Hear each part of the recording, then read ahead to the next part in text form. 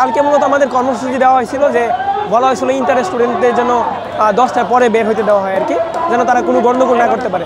11টার পরে, তাই না? আচ্ছা, তো আমরা 9টার দিকে কলেজে আসি, ক্যাম্পাসে আসি। আমরা আসার পরে দেখি যে ইন্টারের পোলাপান মিছিলে বের হয়ে গেছে। তো এর জন্য টিচারদের যখন আমরা জিজ্ঞেস করলাম যে স্যার আপনারা তাদেরকে বের হইতে দিচ্ছেন কেন, এখন তো মানে একটা গণ্ডগোল হইতে পারে।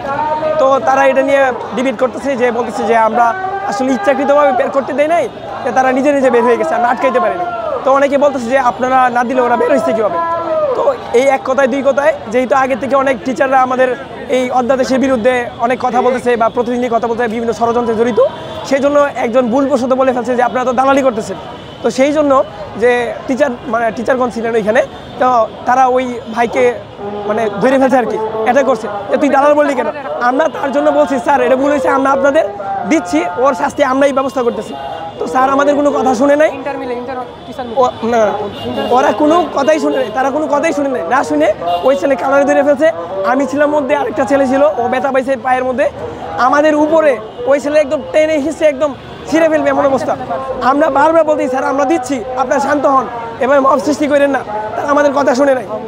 এরপরে যখন ওই ছেলে আমরা দিলাম যে আপনারা নিয়ে যান, ঠিক আছে, যখন নিয়ে গেল এরপরে আমাকে আটকালো। আটকে আমি বলতেছে তুমি আমার সাথে ডিবেট করবা।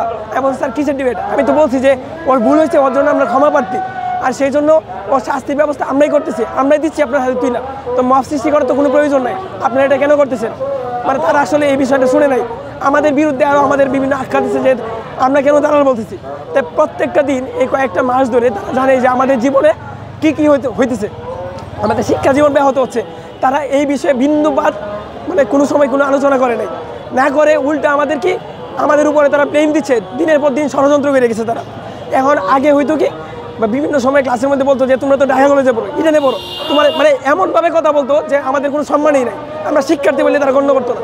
যখন আমরা আমাদের অধিকারের বিষয়ে কথা বলতে চাইলাম, তখন আমাদের বিভিন্ন কথা বলছে যে তোমরা তো একদম বিশ্বের মেধাবী স্টুডেন্ট হয়ে গেছো, ঐতিহ্য, নারী শিক্ষা ব্যাহত হবে, নানান ব্লেম দিয়ে আমাদের এই অধ্যাদেশকে তারা শেষ করে দিয়ে বাধ্য করতে চাইতেছে। তারা এই ষড়যন্ত্রের জন্য আমরা আজকে মূলত এইখানে আসছি আর কি। না না, ওই শিক্ষার্থী গায়ে হাত তুলে শুধু বলছে দালাল, আমার পিছনে ছিল সে। আমার এই বিষয়টা তো আসলে একজন শিক্ষক তো ছাত্রের গায়ে হাত তুলতে শাসন করতে পারে অবশ্যই, কিন্তু এই সময়ের মধ্যে তারা সবাই মিলে কিভাবে ঝাঁপায় পড়ে এই বিষয়টা আসলে অবশ্যই সবার ক্ষেত্রে দৃষ্টিকটু হবে বলে মনে করি। এটা আসলে এটা তাদের বিষয়। তারা যেহেতু পূর্বে থেকেই আমাদের বিরুদ্ধে ষড়যন্ত্র করতেছিল, বিভিন্ন ষড়যন্ত্রের মধ্যে তারা লিপ্ত, বিভিন্ন সময় তারা ফেসবুক বা বিভিন্ন সামাজিক মাধ্যমে তারা বিভিন্ন ভ্রান্ত ধারণা ছড়াই দিছে, ইন্টারদের নানান কথা বলে ভুল বুঝিয়ে তারা অনেক সময় উস্কাই দিছে।